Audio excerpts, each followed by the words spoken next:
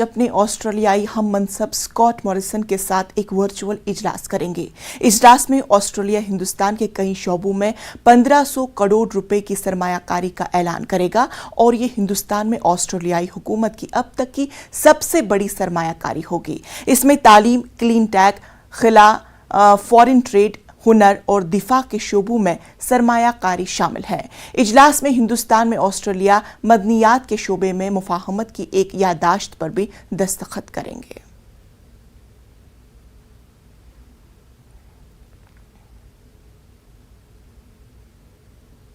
पाकिस्तान के वजीर आजम इमरान खान ने हिंदुस्तान की आज़ादाना खारजा पॉलिसी की तारीफ की है।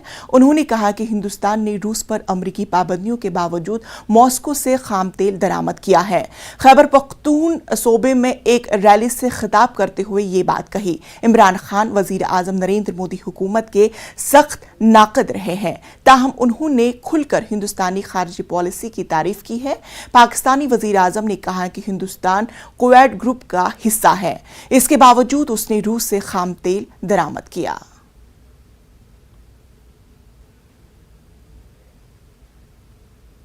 हिंदुस्तान से बैरूनी ममालिक गए कदीम नवादिरात हिंदुस्तान लाने का सिलसिला खुनूस जारी है। इस सिलसिले में वजीर आजम नरेंद्र मोदी लगातार कोशिश करते रहे हैं।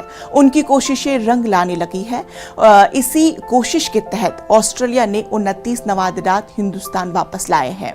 ऑस्ट्रेलियाई से वापस लाए गए नवादिरात मुख्तलिफ अदवार के हैं। ये नवादिरात 9वीं सदी ईसाई कबल के बनाए गए हैं।